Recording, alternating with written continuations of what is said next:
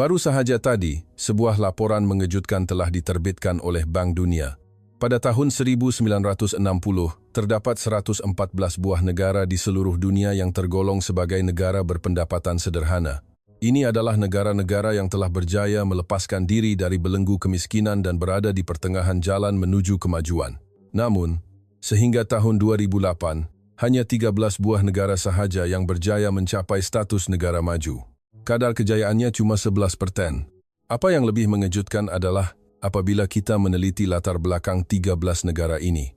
12 daripadanya adalah negara-negara yang pernah menjadi kuasa imperialis, yang pernah mempunyai tanah jajahan. Mereka membina kekayaan dengan merampas tanah, sumber alam, dan mengeksploitasi tenaga buruh dari negara lain. Boleh dikatakan, kejayaan mereka untuk menjadi negara maju adalah sesuatu yang dijangka. Tetapi, bagaimana pula dengan Malaysia yang pernah menjadi tanah jajahan? Pada tahun 1957, wartawan asing melabelkan negara kita sebagai sebuah negara yang tiada masa depan, lebih miskin daripada Haiti. Sebuah negara yang telah dijajah selama ratusan tahun dan terpaksa berhadapan pula dengan ancaman pemberontakan bersenjata sejurus selepas merdeka. Namun, selepas lebih 60 tahun, Malaysia kini berdiri sebagai salah sebuah kuasa ekonomi terbesar di Asia Tenggara. Sebuah negara yang dahulunya dijajah, kini sedang pesat membangun menuju status negara maju. Di antara 114 negara itu, ada sebuah lagi kisah yang luar biasa, kisah Korea Selatan. Bagaimana negara itu melakukan lonjakan yang dianggap mustahil. 7 rahsia di sebalik kejayaan mereka akan didedahkan sekarang. Pernahkah Anda bermain catur atau dam haji? Dalam permainan ini ada peringkat-peringkat kemahiran. Anda bermula sebagai amatur, kemudian meningkat menjadi pemain yang lebih baik, dan akhirnya mencapai tahap pakar atau grandmaster. Sesiapa yang bermain pasti tahu, lompatan dari tahap mahir ke tahap pakar adalah yang paling sukar.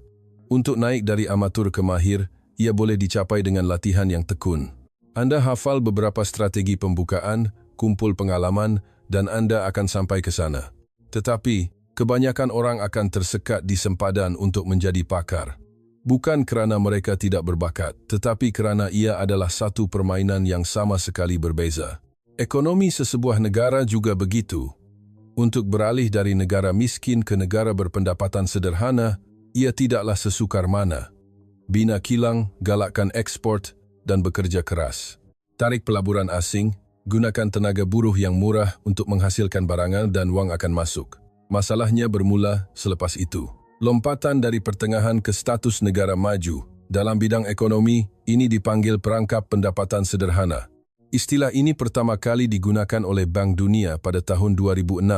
Ia dicipta untuk menerangkan keadaan negara-negara yang berjaya mencapai tahap pendapatan sederhana, tetapi kemudiannya terperangkap, tidak mampu untuk maju lebih jauh.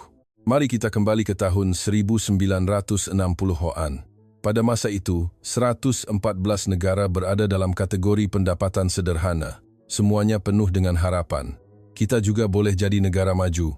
Kita boleh hidup makmur seperti Amerika, seperti Jepun. Itulah yang mereka percaya. Tetapi, tahukah Anda berapa banyak negara yang berjaya melepasi perangkap ini sehingga tahun 2008, selepas hampir 50 tahun, hanya 13 buah negara. 13 daripada 114. Dari segi peratusan, ia cuma 11%. Bayangkan 100 orang mencuba, hanya 11 yang berjaya. 101 negara yang lain sama ada masih di takuk lama atau lebih teruk lagi, mengalami kemunduran. Fakta yang lebih mengejutkan, sejak tahun 2008, tiada satu pun negara baru yang berjaya melepasi perangkap ini. Seolah-olah tangga untuk naik ke atas telah dipatahkan. Negara-negara maju telah menutup pintu mereka. Wujudnya halangan teknologi. Dahulu, teknologi negara maju boleh dipelajari, tetapi kini mereka tidak lagi berkongsi. Wujudnya halangan perdagangan. Tarif dikenakan, import disekat. Wujudnya halangan keuangan. Mendapatkan pinjaman kini umpama menggapai bintang di langit. Mereka seolah-olah sedang menghalang negara lain dari naik ke atas. Biar saya berikan contoh kegagalan yang paling ketara. Argentina. Pada tahun 1910, tahukah Anda di kedudukan mana KDNK per kapita Argentina di dunia? Kira-kira 6.100, lebih kaya daripada Amerika Syarikat pada masa itu. Sukar untuk dipercayai, bukan? Hari ini ia kedengaran mustahil, tetapi itulah hakikatnya ketika itu. negara bola sepak, tarian tango, dan stik. Para imigran dari Eropah berpusu-pusu datang menaiki kapal. Kabar angin bertiup kencang. Pergi ke Argentina, kamu akan jadi kaya. Malah ada yang meramalkan, abad ke-20 akan menjadi abad milik Argentina. Begitu hebatnya negara itu. Tetapi sekarang, KDNK per kapita sekitar 13.000 di kedudukan ke-62 dunia. Dalam tempo 100 tahun, negara itu telah muflis sebanyak 9 kali. 9 kali. Negara itu bangkrut, pulih sedikit, kemudian bangkrut lagi. Proses ini berulang sebanyak 9 kali. Mengapa jadi begini? Politiknya tidak stabil. Rampasan kuasa tentera berlaku berulang kali dan setiap kali kerajaan bertukar. Dasar ekonomi turut berubah. Populisme juga melampau. Untuk meraih populariti, kerajaan menabur duit kepada rakyat dan akhirnya negara musnah kerana tidak mampu membayar hutang tersebut. Kebergantungan kepada sektor pertanian semata-mata juga menjadi masalah. Mereka cuba untuk terus hidup dengan menjual daging lembu, tetapi gagal untuk beralih kepada industri bernilai tinggi. Negara yang pernah berada di tangga ke-7 dunia ini hanya bergerak setempat selama 100 tahun. Bukan setempat, malah ia mengundur ke belakang. Thailand juga mengalami nasib yang sama. Pada tahun 1990-an, ia digelar Harimau Asia. Ekonominya berkembang lebih 8% setiap tahun. Satu kelajuan yang luar biasa. Ada ramalan yang mengatakan Thailand akan menjadi Korea yang seterusnya. Tetapi pada tahun 1997, krisis keuangan Asia melanda. Pada tahun yang sama dengan Korea, sama-sama menerima dana talian hayat dari IMF, sama-sama rebah. Tetapi apa yang berlaku selepas itu sangat berbeza. Korea berjaya melangsaikan semua hutang IMF dalam masa 3 tahun 9 bulan. Thailand, sehingga hari ini, KDNK per kapitanya masih di bawah 8.000. Tiada satu pun jenama global yang lahir dari negara itu. Tiada syarikat seperti Samsung atau Hyundai. Mereka banyak bergantung pada kerja-kerja subkontrak dari syarikat Jepun dan industri pelancongan. Mereka terperangkap dalam perangkap pendapatan sederhana. Bagaimana pula dengan Filipina? Pada tahun 1960-an, Filipina memberikan bantuan kepada Korea Selatan. Anda tahu Stadium Jangchung di Seoul? Stadium itu dibina dengan bantuan dari Filipina. Pada masa itu, Filipina adalah negara kedua terkaya di Asia selepas Jepun. Korea adalah negara penerima bantuan. Sekarang, Korea pula yang memberi bantuan kepada Filipina. Keadaan telah terbalik sepenuhnya. Dalam masa 60 tahun, kedudukan mereka telah bertukar. Brazil juga begitu. Meksiko juga sama. Afrika Selatan pun tidak terkecuali. Semuanya terperangkap dalam perangkap pendapatan sederhana. Malah China juga kini berhadapan dengan perangkap ini. KDNK per kapita mereka berada di sekitar 12.000. Dan banyak ramalan mengatakan sukar untuk mereka naik lebih tinggi. Mereka berjaya menjadi kilang dunia, tetapi gagal untuk melangkah ke peringkat seterusnya. Mengapa kesudahannya begitu berbeza walaupun mereka bermula dari titik yang sama? Bagaimana Korea Selatan berjaya melepaskan diri dari perangkap ini? Daripada 114 negara, hanya 13 yang berjaya. Dan di antara 13 itu, negara yang baru merdeka selepas Perang Dunia Kedua hanyalah Korea Selatan. Selebihnya, 12 negara itu semuanya adalah negara yang sudah lama kaya. Negara yang merdeka dari penjajahan, bermula dari kemusnahan, dan berjaya naik ke status negara maju hanyalah Republik Korea. Hari ini, saya akan ceritakan rahasianya. Bagaimana Korea menembusi perangkap ini. Terdapat 7 sebab utama. Pernahkah Anda dengar tentang Klub 30-50? Mungkin istilah ini agak asing, tetapi biar saya jelaskan. Ia adalah kumpulan negara yang memenuhi 2 syarat serentak. Populasi melebihi 50 juta orang dan pendapatan per kapita melebihi 30.000. Angka 30 dari 30.000 dan 50 dari 50 juta digabungkan untuk membentuk nama Klub 30-50. Mengapa 2 syarat ini penting? Jika populasi kecil, ia lebih mudah. Tidak sukar bagi negara dengan 5 juta penduduk untuk menjadi kaya. Cukup dengan penemuan minyak, atau menjadi hub keuangan, atau bergantung pada pelancongan, seperti Singapura atau Qatar. Tetapi untuk menampung 50 juta orang, ceritanya berbeza. Pelancongan sahaja tidak cukup, keuangan sahaja tidak memadai. Perlu ada sektor perkilangan, perlu ada teknologi, perlu ada ekspor, perlu ada sistem yang menggerakkan seluruh negara. Itulah sebabnya angka 50 juta itu penting. Di seluruh dunia, berapa banyak negara yang memenuhi syarat ini? Hanya 7. Amerika Syarikat, Jepun, Jerman, United Kingdom, Perancis, Itali, dan Republik Korea. Ada sesuatu yang penting di sini. Lihat 6 negara yang pertama. Amerika Syarikat, kuasa dunia sejak akhir abad ke-19. Sudah lebih 100 tahun memegang takhta nomor 1. United Kingdom, negara yang memulakan revolusi perindustrian. Pernah digelar empayar di mana matahari tidak pernah terbenam. Perancis, kuasa besar Eropah sejak zaman Napoleon, pusat kebudayaan dan kesenian. Jerman, salah satu peneraju revolusi perindustrian. Gergasi dalam otomotif, kimia, dan jentera. Jepun, kuasa terkuat Asia selama 150 tahun sejak restorasi Meiji pada 1868. Negara yang pernah menjajah Korea. Itali, negara era Renaissance. Jika dikira dari zaman Empire Rome, sejarahnya menjangkau lebih 2000 tahun. Nampak persamaannya? Mereka semua adalah kuasa besar sejak sebelum Perang Dunia Kedua. Negara-negara yang telah mempertahankan status negara maju selama lebih 100, malah ada yang lebih 200 tahun.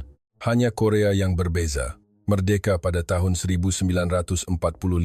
Sebelum itu dijajah oleh Jepun selama 35 tahun. Pada tahun 1950, musnah akibat perang. Seoul bertukar tangan sebanyak 4 kali.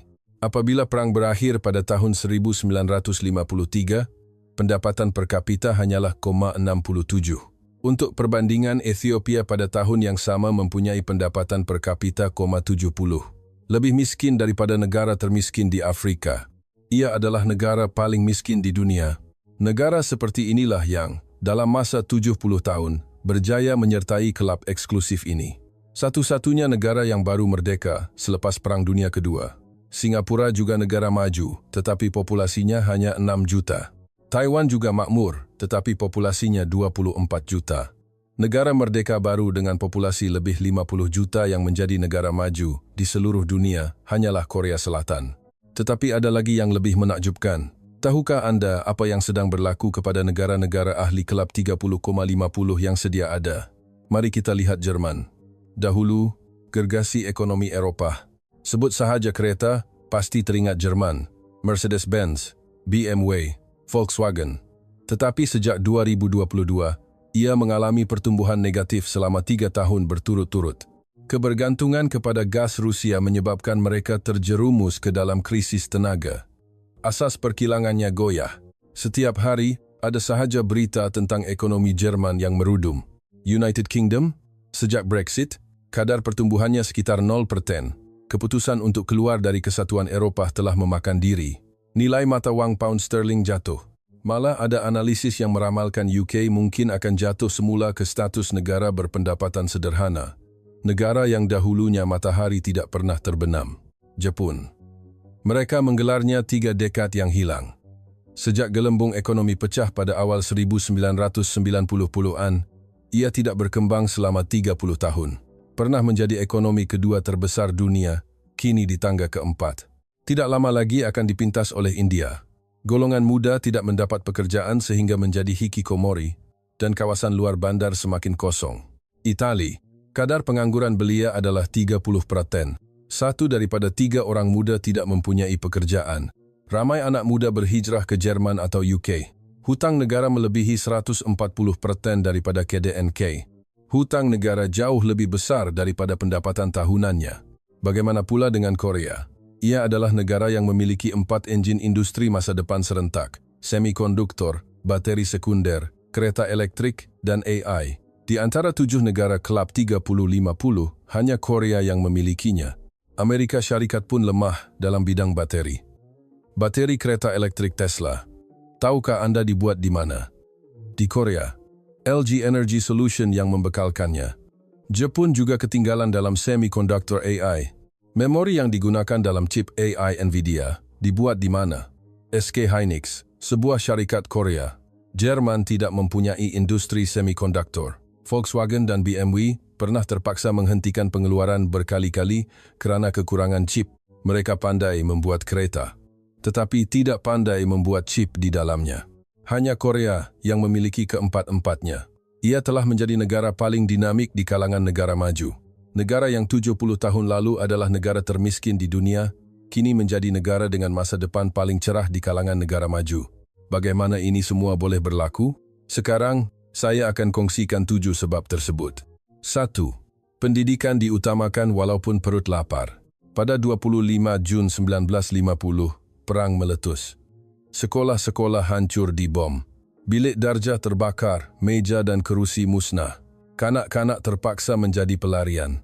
Mereka berjalan ke selatan, berpegangan tangan dengan ibu bapa. Ada yang sebatang kara, beg sekolah diganti dengan bungkusan kain, kasut diganti dengan kaki ayam. Tetapi sesuatu yang luar biasa berlaku. Di kem-kem pelarian di Busan dan Daegu, sekolah khemah didirikan. Tiada papan hitam. Guru menulis dengan kapur di atas papan kayu. Murid-murid belajar sambil duduk di atas tanah. Tiada meja. Buku latihan diletakkan di atas riba. Pada musim panas, peluh membasahi buku. Pada musim sejuk, tangan membeku. Walaupun bunyi letupan kedengaran, kanak-kanak tidak melepaskan buku mereka.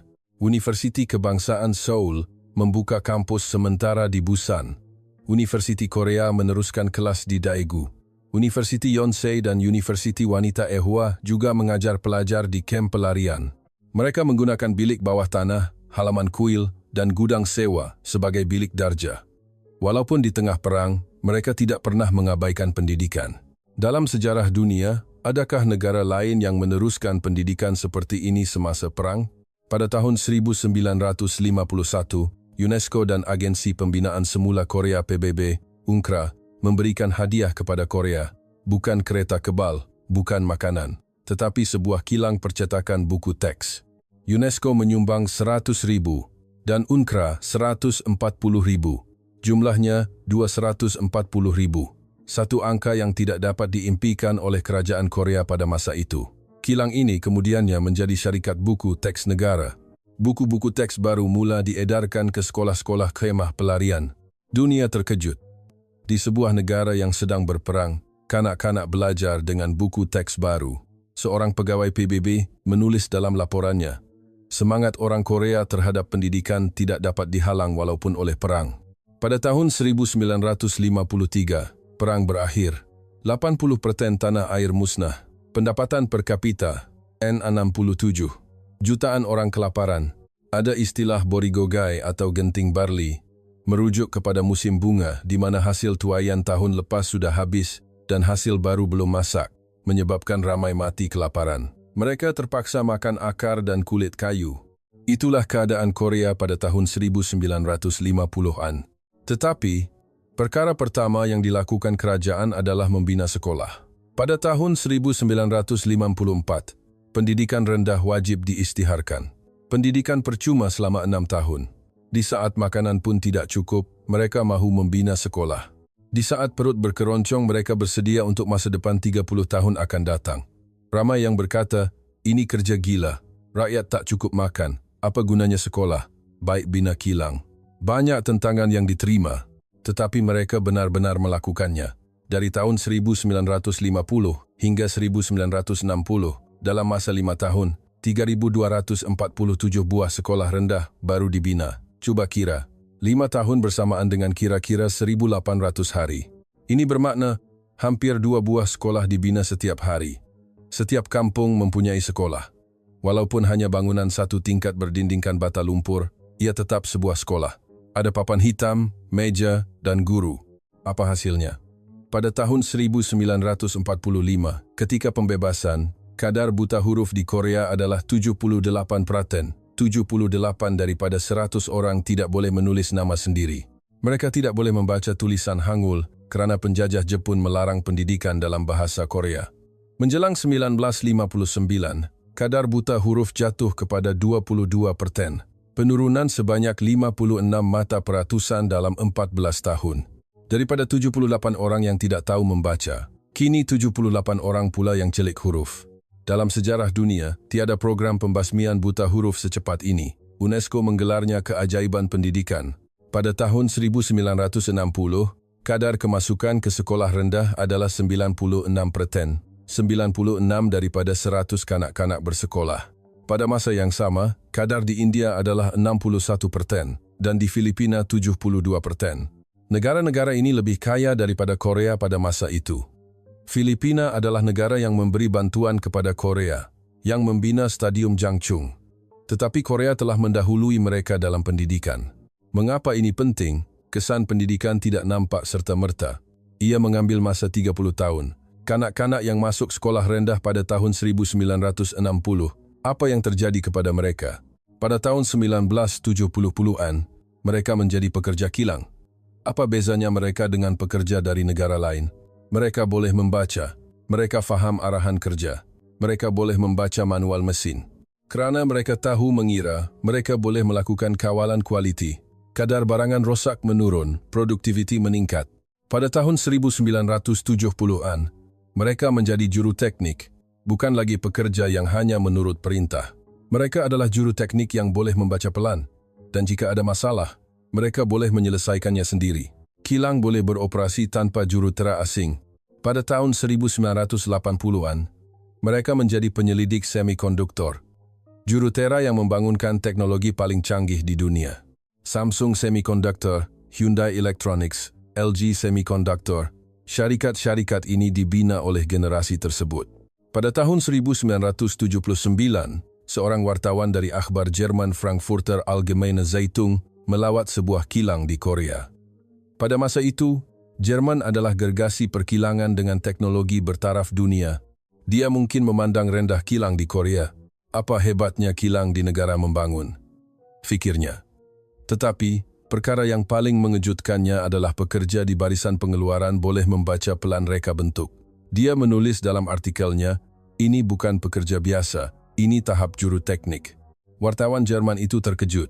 Tahap pekerja kilang Korea setanding dengan Jerman. Di negara membangun lain, keadaannya berbeza.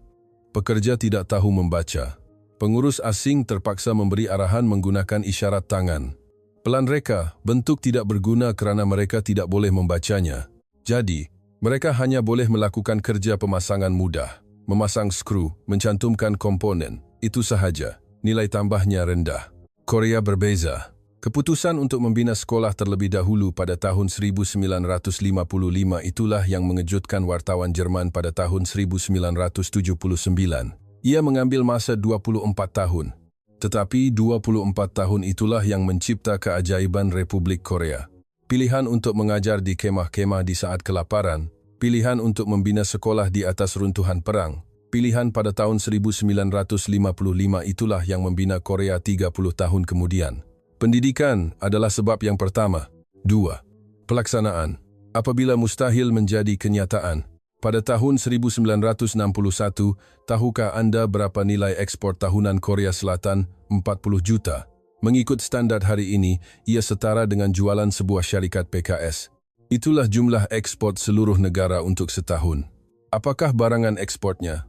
Sotong kering, rumpai laut, tungsten, biji besi. Hasil dari laut dan hasil dari bumi, hampir tiada barangan perkilangan, kerana mereka tidak mampu menghasilkannya. Zaman di mana TV, kereta, malah radio pun tidak dapat dibuat dengan sempurna. Tetapi kerajaan menetapkan satu matlamat untuk mencapai ekspor sebanyak 100 juta, dari 40 juta ke 100 juta. Satu cabaran yang gila pada masa itu. Kilang tidak banyak, teknologi tiada, pengalaman pun kurang, tetapi mahu capai 100 juta? Ramai yang berkata ia angan-angan kosong. Namun, pada 30 November 1964, mereka mencapainya dalam masa 3 tahun. Hari itu diisytiharkan sebagai hari ekspor. Sehingga kini, ia masih diraihkan setiap 30 November. Apa hebatnya 100 juta? Hari ini mungkin tidak seberapa. Tetapi pada tahun 1964, 100 juta adalah satu keajaiban. Mereka tidak berhenti di situ. Matlamat seterusnya, mencapai ekspor IKM 1 bilion dalam masa 10 tahun.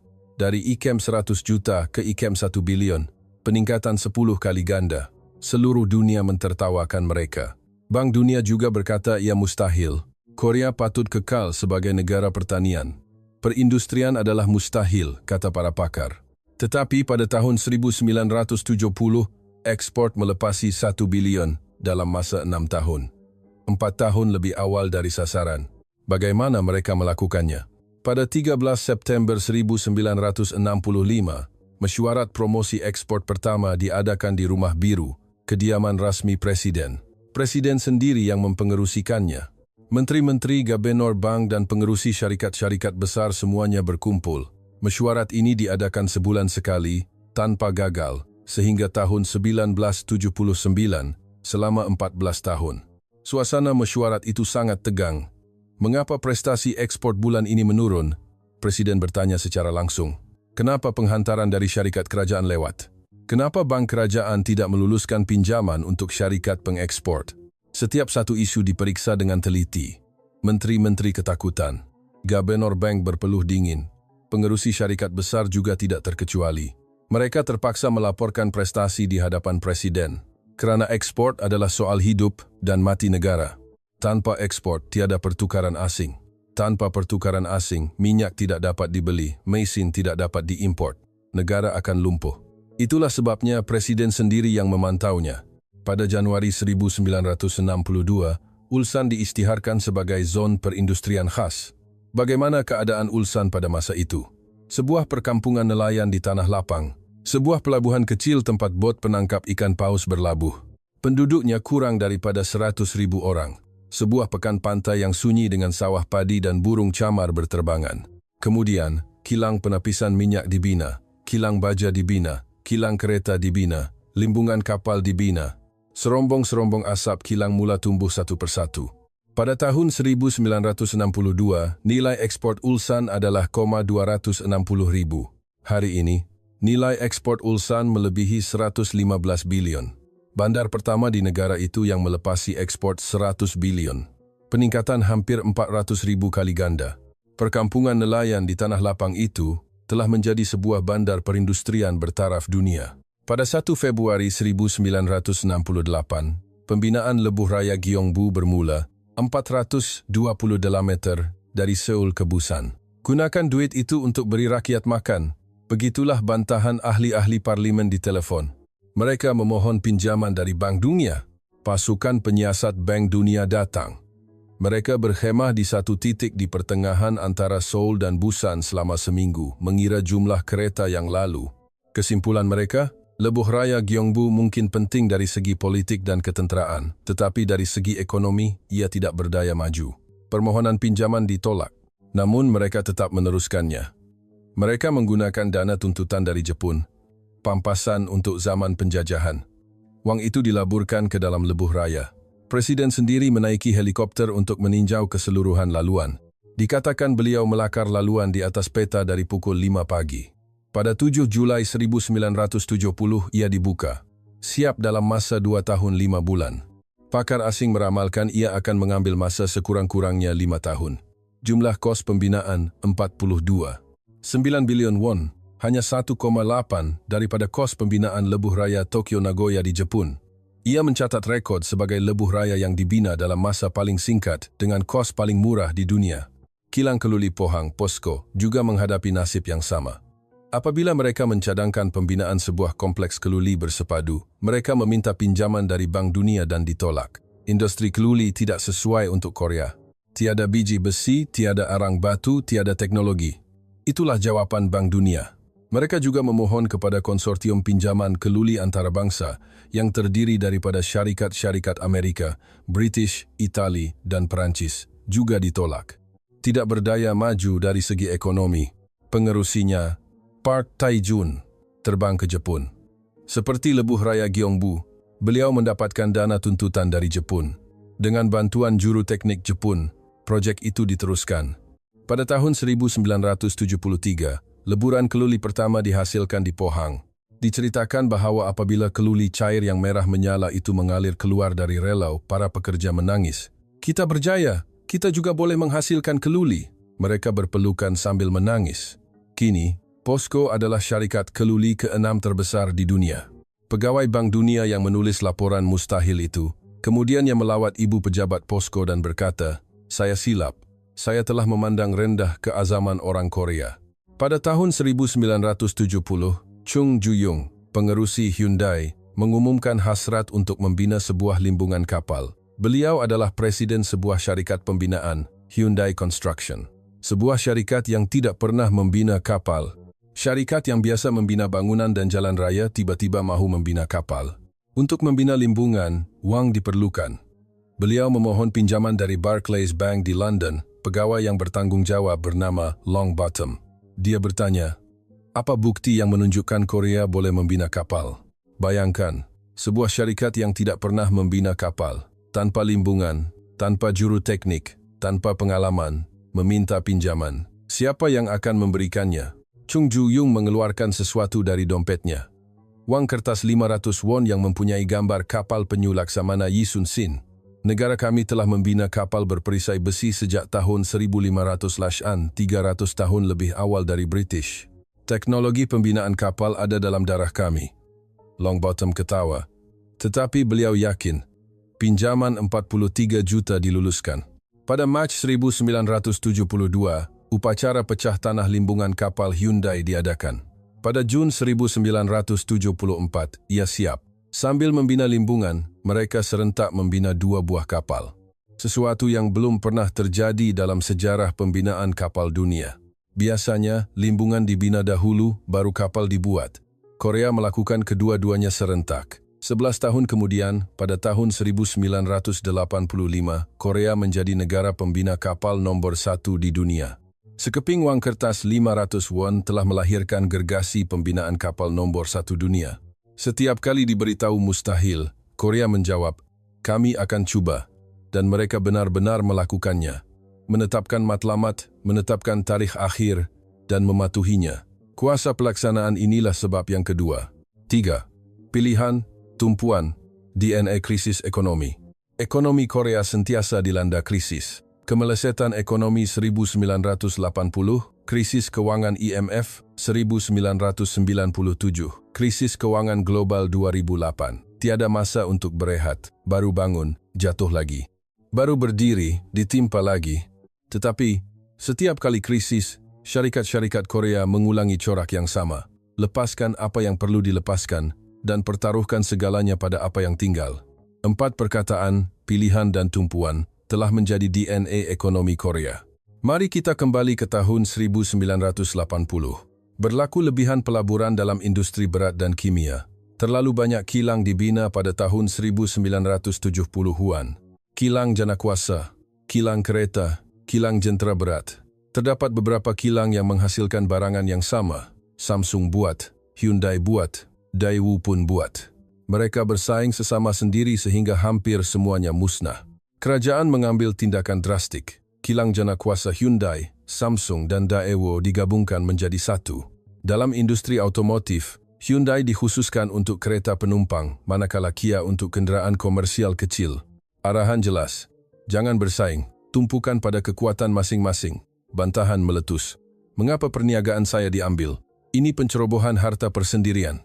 Tetapi penyusunan semula inilah yang menjadi asas kepada ledakan ekonomi pada akhir 1980 keropaan. Apabila bahagian yang sakit dipotong, badan menjadi sihat. Pada tahun 1997, krisis keuangan IMF melanda. Ekonomi Korea rebah. Rizab dolar kehabisan. Syarikat-syarikat muflis satu persatu. Penganggur membanjiri jalanan. Ramai yang kehilangan pekerjaan dalam sekelip mata. Presiden Kim Dae-jung memanggil pengerusi 5 kumpulan syarikat terbesar, Samsung, Hyundai, LG, SK, dan Daewoo. Beliau berkata, setiap syarikat simpan satu perniagaan teras dan tukar atau jual yang lain. Inilah yang dipanggil big deal. Jangan lagi berkembang seperti sotong gurita, tetapi gali satu perigi sahaja. Apa yang Samsung lakukan? Mereka melepaskan perniagaan otomotif dan mempertaruhkan segalanya pada semikonduktor. Samsung Motors diletakkan di bawah pengurusan mahkamah. Pekerja kilang di Busan menangis dan membantah. Mengapa hapuskan pekerjaan kami? Tetapi Samsung tetap melepaskan otomotif. Itulah sebabnya tiada kereta Samsung hari ini. Sebaliknya, Samsung Electronics menjadi syarikat semikonduktor nomor 1 dunia. Daewoo pula berbeza. Mereka berdegil untuk meneruskan kepelbagaian perniagaan yang berisiko. Otomotif, elektronik, pembinaan, perkapalan, perdagangan, tiada apa yang mereka tidak lakukan. Mereka menolak penyusunan semula. Kami tidak apa-apa. Kami boleh bertahan, kata pengerusi Kim Woo-chong.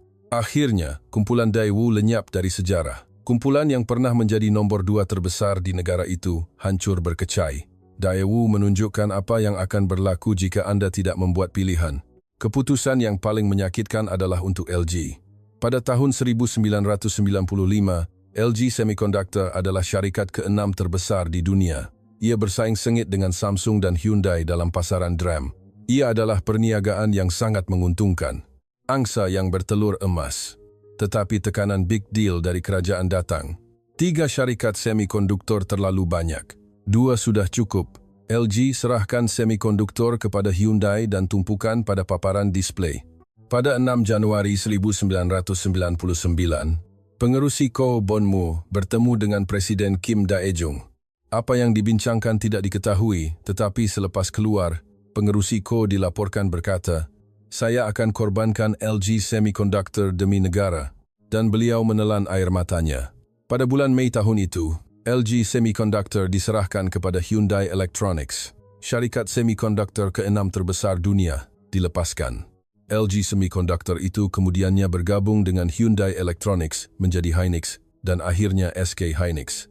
Tahukah Anda apa yang SK Hynix lakukan sekarang? Ia menguasai pasaran semikonduktor AI. Memori teras yang digunakan dalam chip AI NVIDIA, itulah yang dibuat oleh SK Hynix. Mereka menguasai 80% pasaran dunia. Air mata pengerusi Ko Bonmu telah melahirkan juara era AI hari ini. Bagaimana pula dengan LG? Selepas melepaskan semikonduktor, mereka mempertaruhkan segalanya pada paparan. Kini, LG Display adalah nombor 1 dunia dalam panel OLED. Screen iPhone, LG yang membuatnya. Setiap kali krisis melanda, syarikat Korea membuat pilihan yang sama. Fokus pada satu kekuatan, lepaskan yang lain. Air mata Ko Bonmu, kejatuhan Daewoo. Ia adalah sejarah yang menyakitkan. Tetapi kerana kesakitan itulah wujudnya Korea hari ini. Pilihan dan tumpuan. Inilah sebab yang ketiga. 4. Model lokomotif. Kerajaan Gergasi Korporat PKS. Ada satu analogi yang sering digunakan untuk menerangkan ekonomi Korea, model lokomotif. Bayangkan sebuah kereta api. Di hadapan ada lokomotif dan di belakangnya gerabak-gerabak bersambung. Apabila lokomotif bergerak, gerabak turut bergerak. Apabila lokomotif berhenti, gerabak juga berhenti. Mereka perlu basu bergerak bersama. Dalam ekonomi Korea, lokomotifnya adalah syarikat-syarikat besar, Chaebol, Samsung, Hyundai, LG, SK. Syarikat-syarikat ini memecut di hadapan dan syarikat-syarikat kecil dan sederhana, PKS, mengikut di belakang. Peranan kerajaan adalah untuk membina landasan kereta api, menentukan arah tuju dan membersihkan halangan. Pada tahun 1960-an, kerajaan memilih sendiri syarikat-syarikat yang berpotensi untuk ekspor. Kamu pimpin, yang lain akan ikut. Kerajaan memberi sokongan keuangan kepada syarikat-syarikat ini. Insentif cukai diberikan, subsidi ekspor disediakan, pinjaman bank diutamakan. Ia boleh dianggap sebagai layanan istimewa. Mungkin tidak adil. Tentu ada kesan sampingannya. Pemusatan kekayaan pada Chaebol, pengabaian PKS, hubungan rapat antara perniagaan dan politik. Kritikan ini masih menjadi perdebatan hingga ke hari ini. Tetapi, secara keseluruhannya, strategi ini berhasil. Mengapa? Kerana pasaran domestik Korea kecil. Dengan populasi 50 juta, adalah mustahil untuk membina syarikat bertaraf dunia dengan hanya menjual kepada rakyat sendiri. Berbeza dengan China dengan 1,4 bilion penduduk, atau Amerika Syarikat dengan 330 juta. Syarikat Korea terpaksa menyasarkan ekspor sejak dari awal. Untuk bersaing di peringkat global, skala diperlukan. Satu syarikat besar lebih berkesan daripada 100 syarikat kecil. Satu Samsung Electronics mampu bersaing dengan Sony, Panasonic dan Philips di pasaran dunia. 100 syarikat kecil tidak akan mampu. Apabila syarikat-syarikat besar ini berkembang, rakan-rakan kongsi mereka turut berkembang bersama. Samsung Electronics sahaja mempunyai kira-kira 2.500 pembekal utama.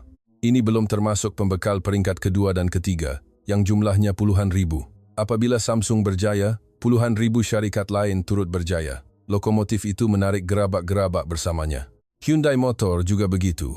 Sebuah kereta memerlukan 30.000 komponen. Tayar, cermin, tempat duduk, semuanya dibuat oleh syarikat lain.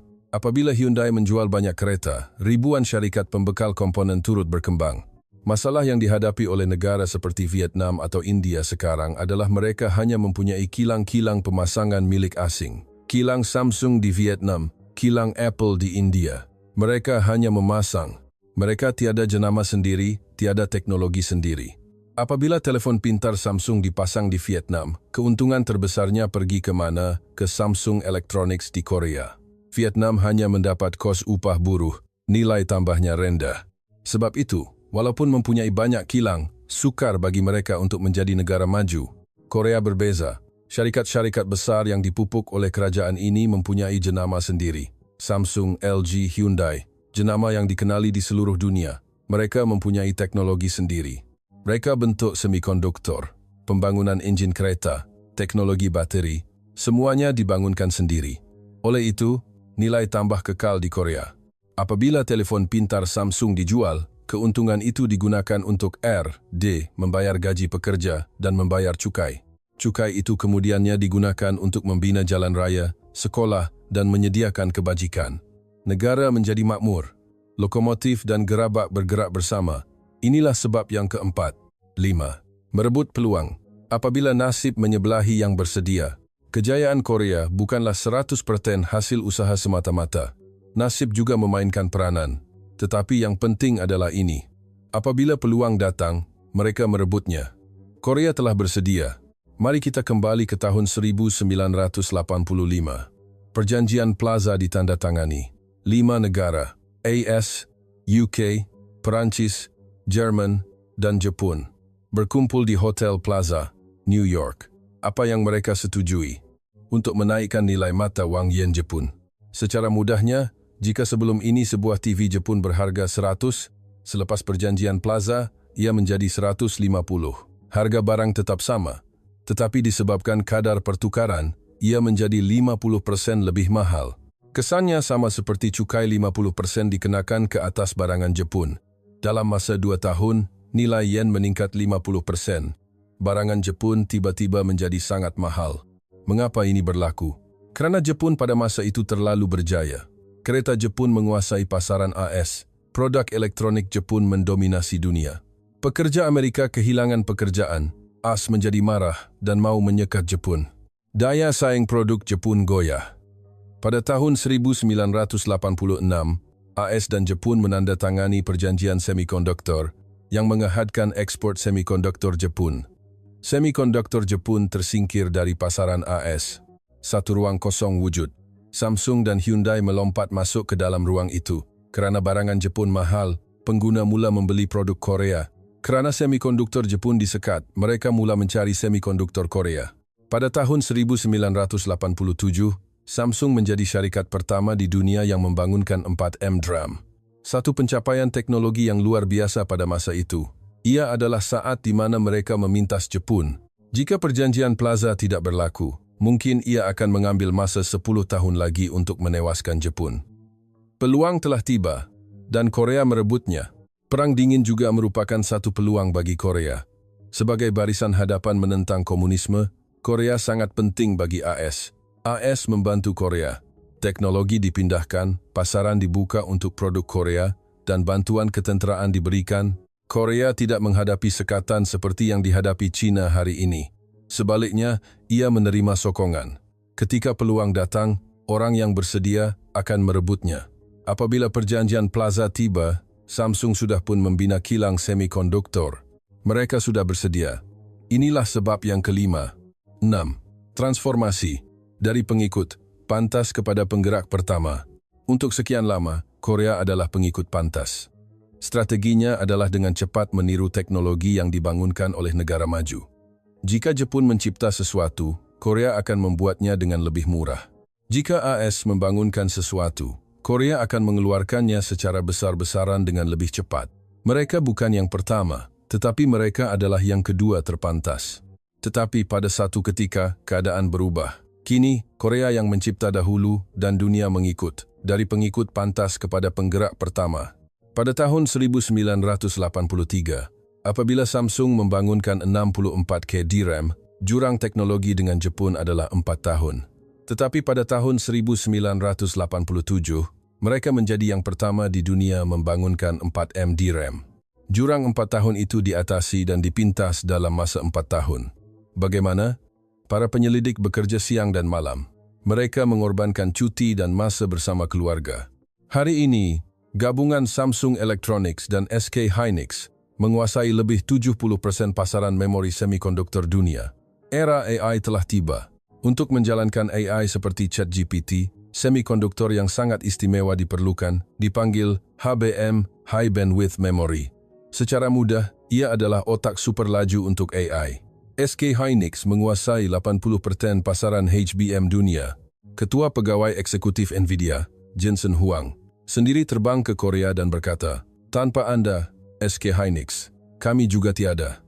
Bateri kereta elektrik juga begitu. Gabungan LG Energy Solution, Samsung SDI, dan SK On menguasai kira-kira 25% pasaran bateri dunia. 1 daripada 4 bateri adalah buatan Korea. Bateri Tesla, GM, Volkswagen, semuanya menggunakan bateri buatan Korea. Negara yang memiliki 3 industri masa depan serentak, semikonduktor, bateri dan AI, di kalangan klub 30,50, hanyalah Korea. Beralih dari negara pengikut kepada negara pemimpin. Inilah sebab yang ke-6. 7. 2 engine, kuasa keras, kuasa lunak. Untuk menjadi negara maju yang sebenar, 1 jenis kuasa tidak mencukupi. 2 jenis kuasa diperlukan, kuasa keras dan kuasa lunak. Kuasa keras adalah kekuatan ekonomi, teknologi, dan ketenteraan. Ia adalah kuasa yang boleh dilihat dan diukur. Kuasa lunak pula adalah budaya, jenama, dan imej. Ia adalah kuasa untuk menawan hati. Ia tidak kelihatan, tetapi sangat kuat. As kuat kerana ia memiliki kedua-duanya. Apple, Tesla, Google, kuasa keras, dan Hollywood, Disney, McDonald's, kuasa lunak. Bagaimana pula dengan Korea? Kuasa kerasnya telah terbukti. Semikonduktor, kereta, bateri, perkapalan, semuanya bertaraf dunia. Tetapi yang mengejutkan, kuasa lunak juga telah muncul.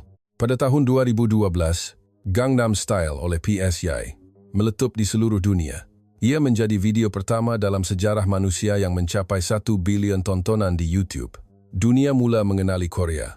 Pada tahun 2020, BTS menduduki tempat pertama di carta Billboard Hot 100, satu pencapaian yang sukar walaupun untuk artis berbahasa Inggris. Pada tahun yang sama, filem Parasite memenangi 4 anugerah Oscar, termasuk filem terbaik. Filem bukan berbahasa Inggris pertama yang melakukannya. Pada tahun 2021, Squid Game menjadi siri yang paling banyak ditonton dalam sejarah Netflix, menduduki tempat pertama di 111 negara. K-beauty dan K-food juga menakluki dunia. Kimchi, bulgogi, tteokbokki dijual di New York dan Paris. Kosmetik Korea berada di meja solek wanita di seluruh dunia. Mengapa ini penting? Budaya menarik ekonomi. Peminat BTS akan membeli kosmetik Korea. Penonton Squid Game akan mencari mie segera Korea. Hallyu gelombang Korea meningkatkan ekspor. Negara yang menjual semikonduktor dan juga menjual drama. Negara yang mengekspor kereta dan juga mengekspor K-pop. Negara dengan 2 engine, kuasa keras dan kuasa lunak. Di seluruh dunia, mungkin hanya Korea dan AS. Inilah sebab yang ke-7. Epilog. Bukan keajaiban, tetapi strategi. Pada tahun 1953, seorang wartawan asing menulis, "Negara ini sudah tamat, tiada harapan." 71 tahun telah berlalu. Pada tahun 2024, pendapatan per kapita Korea adalah 40.000. Dari 67, ia melonjak hampir 600 kali ganda dalam 1 generasi. Bagaimana ia berlaku? 7 sebab telah saya kongsikan. Sekolah didahulukan walaupun perut lapar. Kanak-kanak yang belajar di sekolah khemah itulah yang membina Samsung Semiconductor. Jawapan, kami akan cuba kepada kata-kata mustahil. Mereka mencapai semua yang dikatakan mustahil oleh Bank Dunia. Membuat pilihan sukar setiap kali krisis. Pilihan dan tumpuan menjadi DNA ekonomi mereka. Lokomotif dan gerabak bergerak bersama. Syarikat besar memimpin, PKS berkembang bersama. Merebut peluang apabila pintu terbuka. Apabila nasib tiba, Korea yang bersedia telah merebutnya. Beralih dari negara pengikut kepada negara pemimpin. Dunia kini mengikut Korea. Memiliki 2 engine, kuasa keras dan kuasa lunak. Pada tahun 1960, terdapat 114 negara berpendapatan sederhana. Sehingga 2008, hanya 13 yang menjadi negara maju. Di antara mereka, Satu-satunya negara yang baru merdeka selepas Perang Dunia Kedua adalah Korea Selatan. Negara yang bermula dari penjajahan dan kemusnahan perang untuk mencapai status negara maju hanyalah Republik Korea. Dan sejak 2008, tiada lagi negara baru yang berjaya. Tangga itu telah patah. Korea adalah yang terakhir. Mereka menggelarnya keajaiban. Keajaiban di Sungai Han. Tetapi ia bukan keajaiban. Ia adalah strategi. Ia adalah pilihan. Ia adalah pelaksanaan. Ia adalah keringat dan air mata semua orang yang telah membina negara ini selama 70 tahun. Wira-wiranya adalah Anda semua. Mereka yang bangun subuh untuk ke kilang. Mereka yang pulang lewat malam, selepas shift malam. Mereka yang terus bekerja, walaupun tangan melecet dan belakang membongkok. Mereka yang berjaga malam untuk belajar. Mereka yang mengikat perut untuk membayar yuran pelajaran anak-anak. Mereka itulah yang telah membina negara ini. Apabila kita melihat kisah ini, kita berpikir, aku juga bekerja keras dan negaraku juga berjaya. Ya, betul. Kerana Anda telah melakukan yang terbaik, negara kita telah sampai ke tahap ini. Anda patut berbangga. Kerana di antara 114 negara, hanya segelintir yang berjaya dan negara yang kita cintai sedang menuju ke arah itu. Inilah negara kita. Inilah negara yang kita bina bersama.